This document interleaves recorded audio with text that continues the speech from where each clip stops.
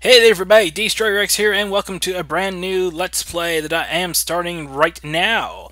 And this is a game that I'm excited about playing because so many games in one, you gotta love it, great price and everything. And if you haven't figured out what this game is yet, here is an incredibly large hint.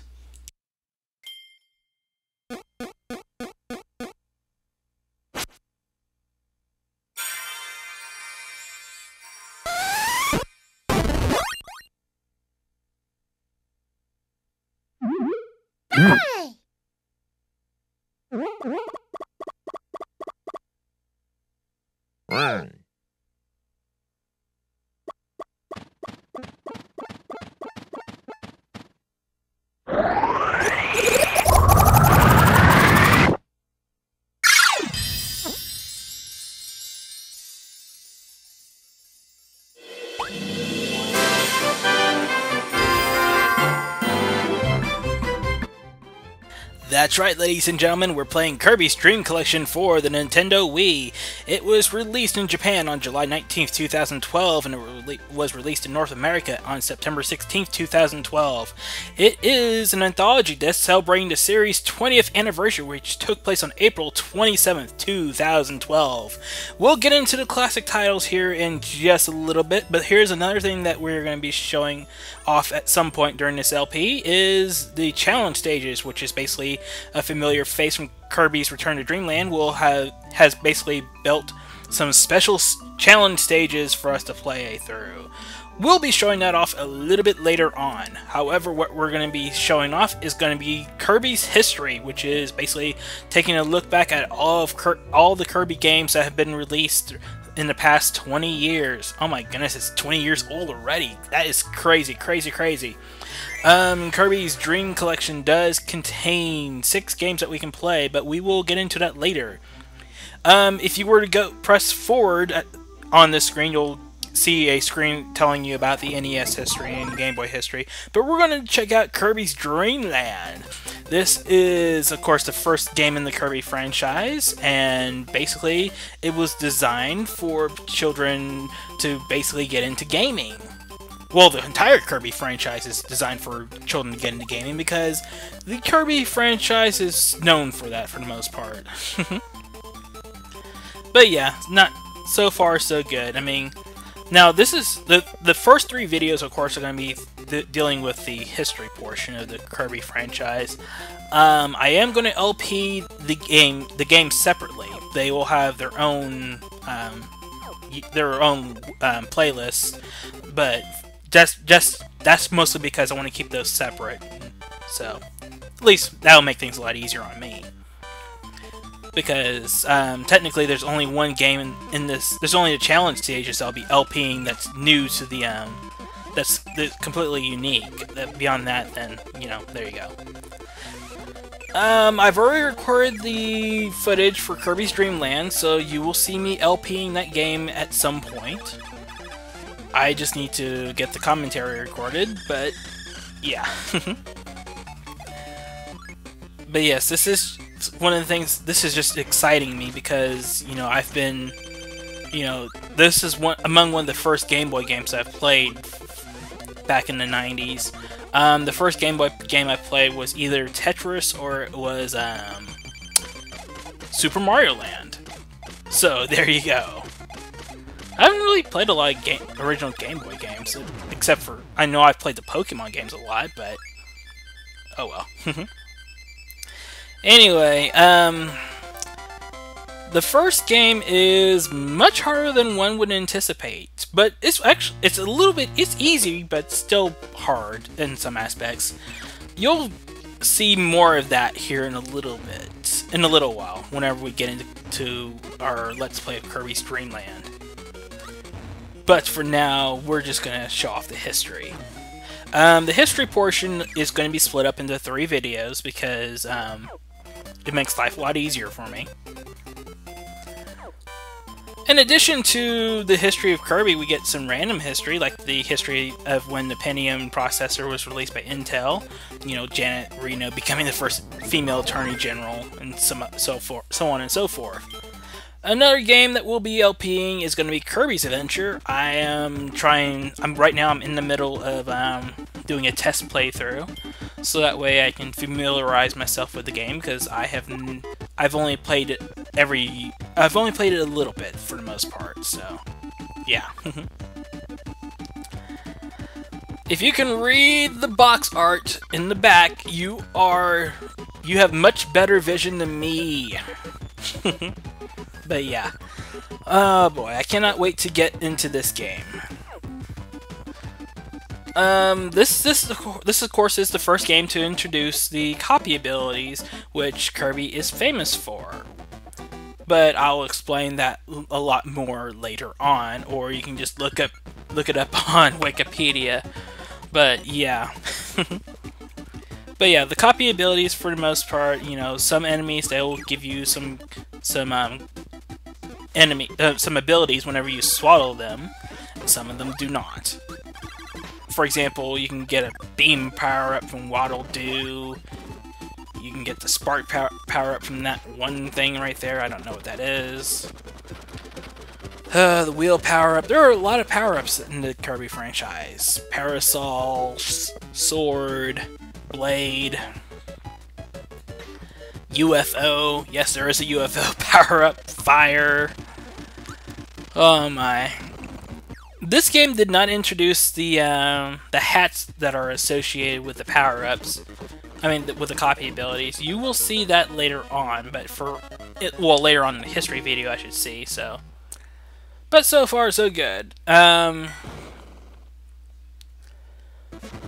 yeah, I am excited about playing Kirby's Adventure. I've never played it. I've only played it a little bit, and I've actually seen...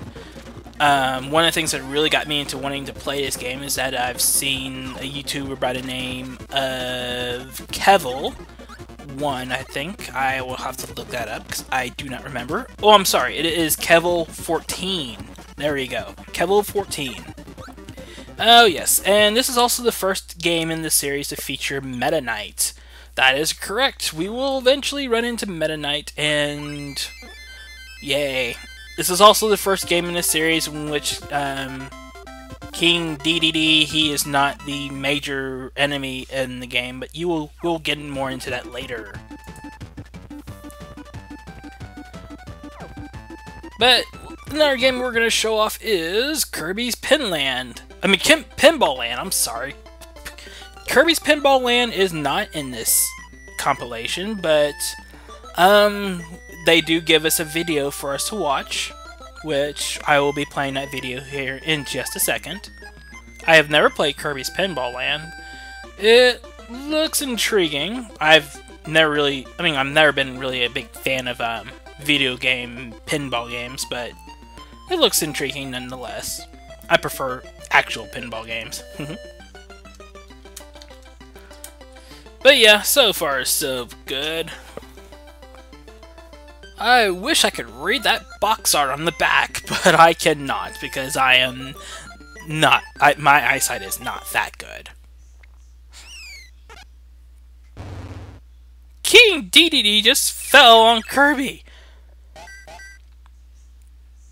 Of course, as you can expect, Kirby's Pinball Land, it has a pinball motif to it. I don't know much about this game because I have never played it, and I am not going to research it because it is not part of the compilation. So, there you go.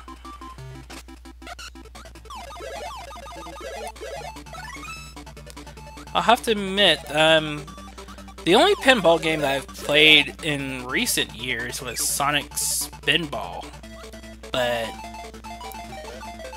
yeah, that's pretty much about it.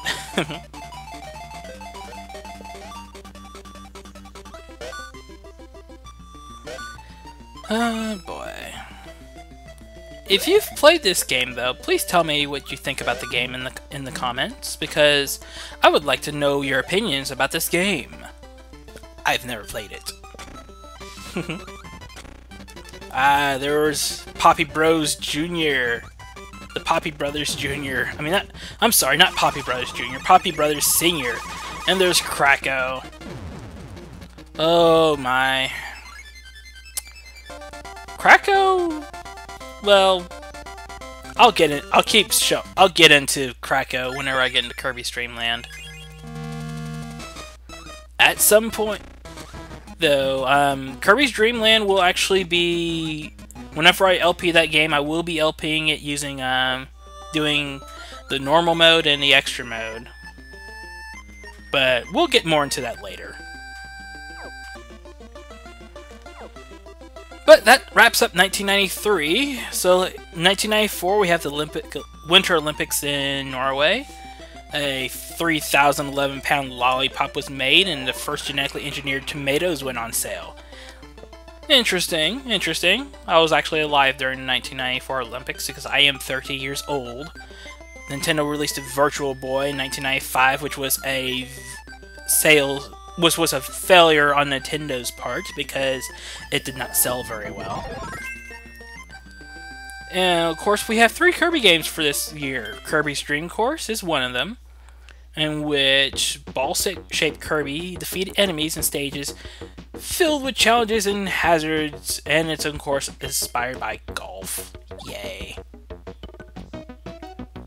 So if you like golf, you might like Kirby's Dream Course. I've never played it, so I couldn't tell you if it's any good or not.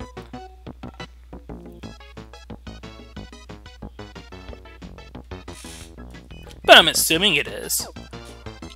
I don't know. I honestly don't know. We'll just watch the video, and if you have if you've actually played this game, then let me know in the comments and tell me what you think about this game, because I would be interested in learning your thoughts about this game. Oh, and this game looks like it's in an isometric 3D view, which isn't too bad. I mean, I like games. There are some games that in the isometric 3D view that I like. Super Mario RPG is one of them, because Super Mario RPG is awesome.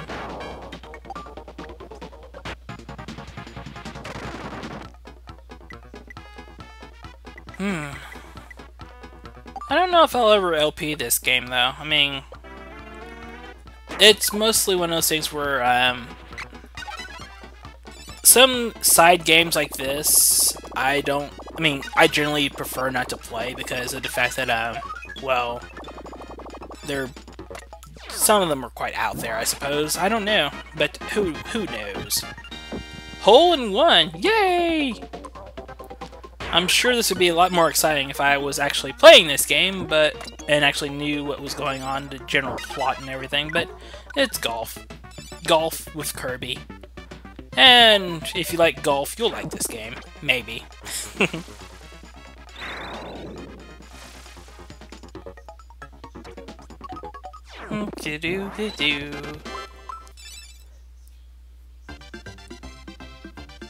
But yeah, one of the things I will say is, if you're not a big fan of the history section of this LP, which this isn't really much of an LP at this point, because the challenge stages won't come until part 4 of this LP. So there you go. But we'll look at Kirby's Avalanche. In this fast-paced puzzle game, Kirby blasted his opponents with, well, avalanche physics. Yay. Yep. Now, for those who are unaware, this is basically, a,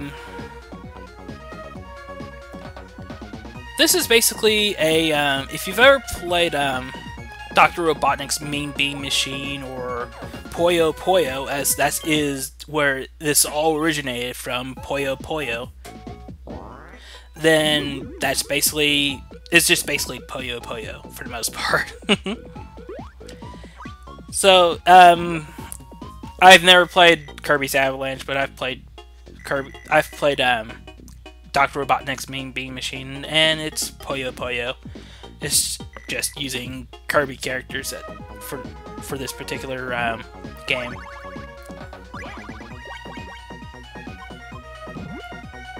If you're interested in watching and learning about Puyo Puyo, Puyo Puyo was released. The series was originally released in 1991 by Compile for the MSX2 console. So yay.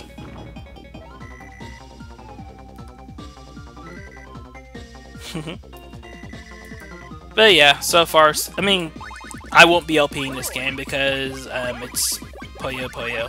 I won't be LPing it. Mostly because I am not very good at Puyo Puyo. Well, I am in the earlier stages, but the later stages, no, I am not.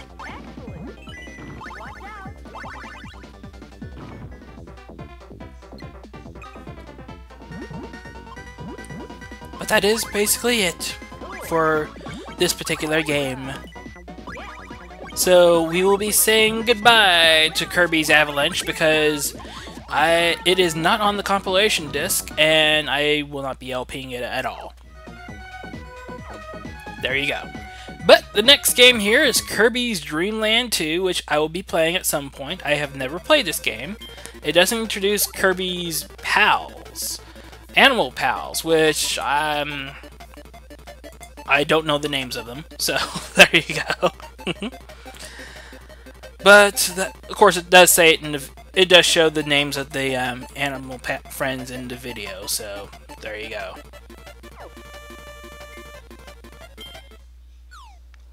Apparently, when you play this on the Super Game Boy, there is a special border with Kirby's animal friends. I don't have a Super Game Boy, so I could not tell you if that's true or not. Actually, I'm pretty sure that is true, with like 99% certainty. And the allies that you do have in this game, they are Rick the hamster, who allows Kirby to ride on his back, to run faster, and he doesn't slip on ice. There's Coo the owl, who can carry Kirby and fly through harsh winds, and allows Kirby to inhale while flying. And there's Kind the ocean sunfish, who can carry Kirby in his mouth and swim through waters with ease against currents, although he performs poorly on land, and with whom Kirby can inhale underwater. And when Kirby is aided by an animal friend, his current power is altered. For example, if Kirby has a spark ability, riding on Rick will change it to the beam attack from Kirby's Adventure. I'm reading this all from from Wikipedia. And I am still stumbling upon my words, but it is okay because I never said I was perfect. So let's go to 1996 with the Summer Olympics being held in Atlanta, Georgia, and the Game Boy Pocket being released, and the Nintendo 64 being released. Now we get into Kirby's Block Ball. I have never played this game either. So yeah, I can't give you any kind of special memories about some of these games because I've never played them. I wish I have, but I have not. But basically, it is based upon a game called Breakout, which is more or less one of those things where you have bricks on the top of the screen. You have bricks and blocks on the top of the screen. You have your movable paddle underneath on the bottom, and you have a ball that will bounce up and down, and there's like a bottomless pit at the bottom of the screen, and what you want to do is you want to break blocks. Simple enough as it is, I suppose.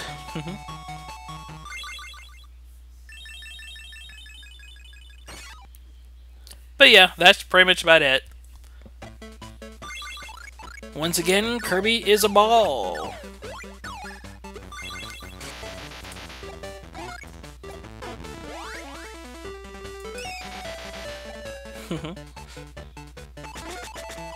But yeah, not too bad. I mean, I've played Breakout, a version of Breakout on the PC when I used to have an old Tandy 2000. If you've ever owned a Tandy 2000, it's quite a delight. It really is quite a delight. Well, it's not. Well, it's quite a light, but at the same time, though, it sucks compared to most recent computers. So there you go.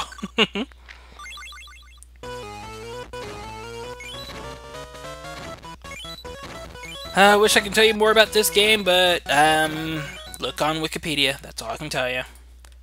But the most epic game in the Kirby franchise that was released in 1996 was Kirby Superstar. Kirby Superstar is by far what many fans consider this to be among the best in the Kirby series. You get 8 games in one. Pretty much they're quite a few of them are mini games, but as far as you know, they're not going to be like they're games in which you can complete in like a few minutes, like maybe under 15 minutes. Some of them may take about 20 to 30 minutes, and some of them can take hours. Oh yes, hours. I cannot wait to get back into this game. I played this game back in the 90s, and I wish I had it on my Wii, but I don't. But hey, I have it on this disc, so who cares? But yeah, we're introduced to basically this game introduces you actually have when Kirby creates, of course, has a copy ability.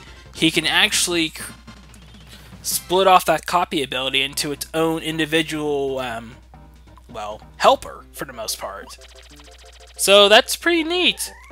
This game also introduced the copy ability hats, which changed Kirby's Kirby's palette color, and of course gives him hats. And the games that are on Kirby Superstar, we have Spring Breeze, which is basically a short remake of Kirby's Dream Land, except it does not include Kabula. It also has Dino Blade, which is basically you have to. Well, we'll get into that later. Gourmet Race, which is a mini game for the most part, and then there's the Great Cave Offensive, which is among one of the longest games in the Kirby's Dream Land, and Kirby Superstar. We also have Revenge of Meta Knight, which introduces the Meta Knight ship, the Halberd. And we also have Milky Way Wishes, which is the largest game in the collection. And after that, we also have the Arena, which is basically a, boss rush endurance battle, for the most part, battling all the enemies in the game. And some sub-games that we have Samurai Kirby, which is a timing-based game similar to Kirby's Adventures Quick Draw. And we also have the Megaton Punch. So there you go.